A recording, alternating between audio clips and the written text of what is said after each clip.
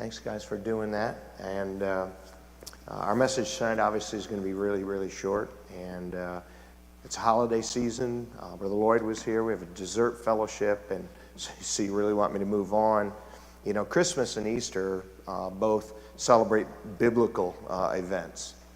But Thanksgiving is a reminder of a biblical principle, a biblical command to be thankful. Christmas and Easter were celebrated long before America came along, but Thanksgiving uniquely is an American holiday. It actually started the Pilgrims and the Indians in 1621. They were both thankful to the Christian God. It wasn't the Pilgrims being thankful to the Indians, as you hear, and whether you realize it or not, the Pilgrims, they were model Christians to the Indians. And the initial treaty they had lasted for 55 years up there, and they worked together, and they were thankful for the food that God had given them that year. It doesn't shock anybody here tonight that the Bible is filled with examples of people being thankful, commands to being thankful. 35 times we're told to give thanks, and so I want to just take a moment because I think it's a really good question to ask ourselves in this season. Am I a thankful person? I think most of us find it hard to be thankful people because in our heart we have a high level of entitlement. And we're never thankful for what we feel like we're entitled to. Are you a thankful person?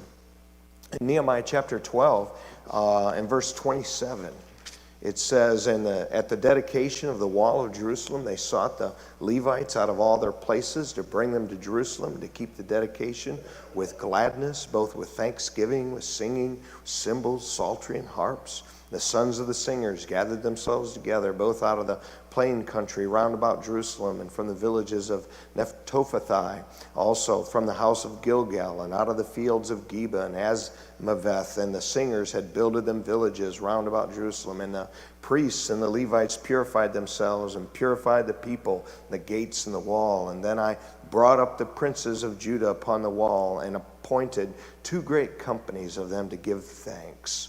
Whereupon one went on the right hand upon the wall toward the dung gate. After them went Hoshea and half the princes of Judah.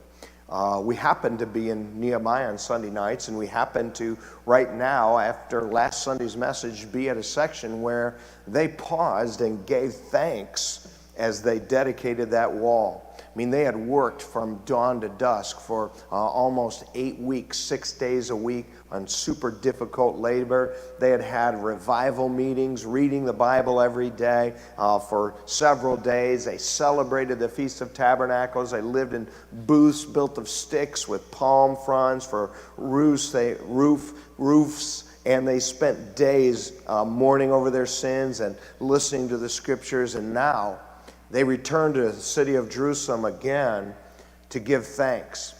And on this tall 2.5-mile wall, 40 feet tall and 8 feet wide, they go in 2 groups. And they've got singers, and they've got trumpeters, and they've got cymbals, and they've got all kinds of stuff. And you can just see them circling the city. And then on whatever cue it is, they began to sing psalms and play trumpets and make all kinds of racket of rejoicing. And then in verse 43 says that day they offered great sacrifices and rejoiced, for God had made them rejoice with great joy. The wives also and the children rejoiced, so that the joy of Jerusalem was heard even afar off. I mean, you can imagine. I mean, my house is about 1.5 miles from Fairfield football stadium, but back when we used to get to do this, when they would have a football game, you could hear the people shouting in the stadium from 1.5 miles away, and you could hear the drums and the trumpets, and you could only imagine where there's no trees and the houses and off the rocks and everything that was around there for miles around. You could hear trumpets and excitement and shouting because they were thankful people. It had been tough. Most of them were living in poverty, but they were thankful. They'd worked really, really hard for a long time to get those walls done. They were really thankful. They were still under Persian oppression, still paying an incredibly high tax rate with no representation, but they were thankful to God. They still had all the family problems, money problems, health problems, employment problems they had before they built the wall.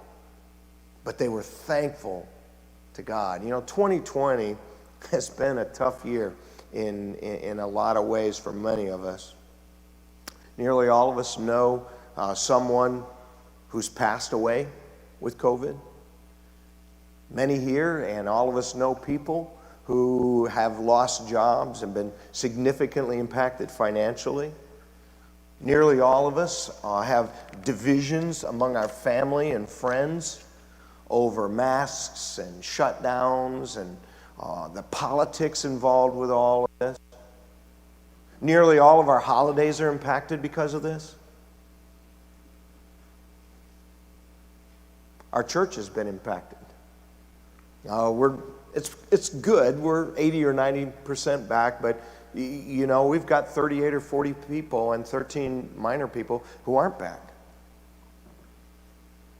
Ministries we loved have been canceled, postponed.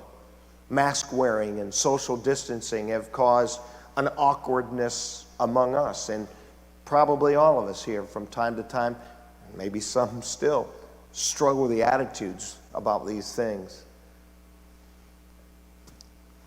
As a pastor, one of my biggest concerns is that God's people, from my perspective, became complacent. Amen. I mean, we had months and months and months when we first didn't attend the live services and then didn't do any ministries, and to this day we still don't have visitation. I think there's going to be a lot of people who are not going to want to give up that time. We have people that could who haven't came back to the ministries they worked before. That concerns me. We have people who used to come now who for no reason other than convenience watch live stream. But despite all of that, there are a lot of things we need to pause and be thankful for.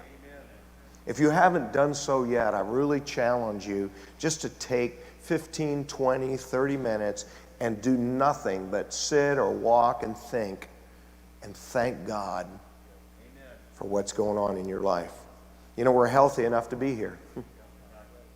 Thanks be unto God. Though we know people who've died from COVID, most people we know have recovered. Thanks be unto God. The value of most of our retirement accounts have gone up, at least for now. Thanks be unto God. Hey, like it or not, in 4 years, President Trump appointed almost 200 federal judges that are for interpreting law and order and constitutional things. It's 24% of all the judges. By the way, thanks be unto God. We haven't had any wars. The liberal media has been exposed for what it is. Thanks be unto God. The percentage of our congregation who lost jobs because of the virus was small. Thanks be unto God. Bible Baptist Church giving in 2020, despite all this that has gone on, we are $800 per week above our budget. That means $40,000 more at the end of the year than we would have had it in our budget. Thanks be unto God. This year, Bible Baptist Church will have given about $80,000 to missions. Thanks be unto God. By the way, right now, it looks at this point, in January, we'll pay off our building. Thanks be unto God. Details will follow in coming weeks.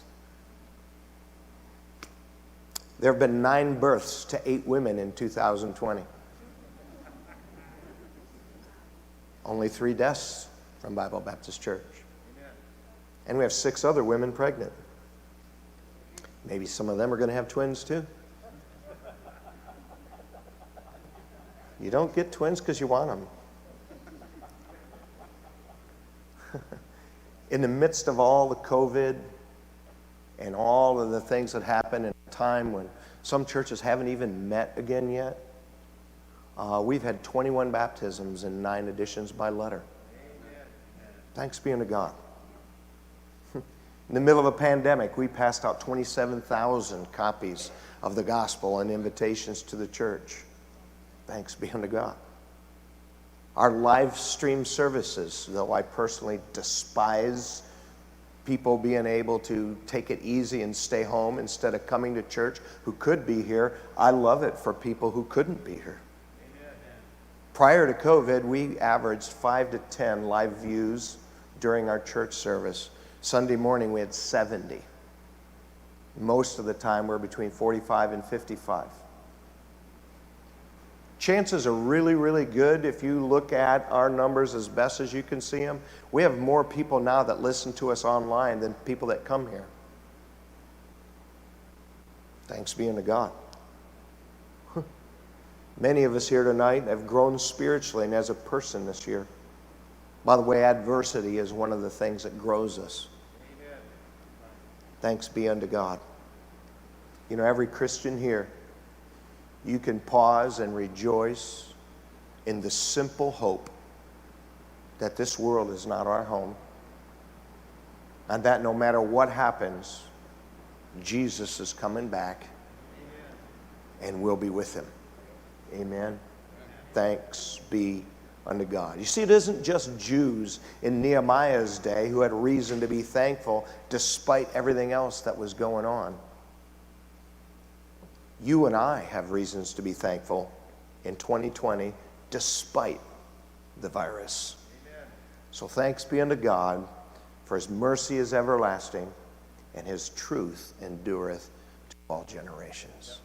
If you just bow your head and close your eyes for a moment, why don't you just